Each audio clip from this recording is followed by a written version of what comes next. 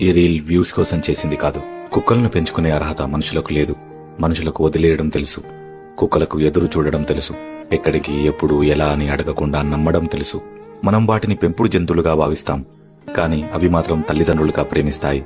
మనుషులకు చేతులెత్తి కొట్టడం వచ్చు, హింసించడం వచ్చు.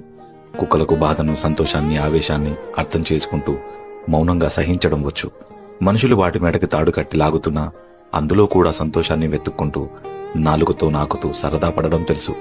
ఎన్నో శబ్దాల మధ్య మన అడుగుల సవ్వడి, బండి చప్పుడు, మాటల వినికిడి మాత్రమే వినడానికి పుట్టినట్టు అస్తమానం పడిగాపులు చూడడం తెలుసు.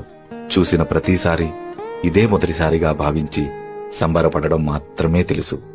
మనుషులు మిగిలిపోయిన భోజనము, మిగిలిపోయిన ప్రేమ, మిగిలిపోయిన సమయము మాత్రమే కుక్కలకు పంచితే ఎంగిలి తిన్నా కూడా అంతా మనుషులే అని నమ్మకంగా ప్రేమను చూపించడం తెలుసు.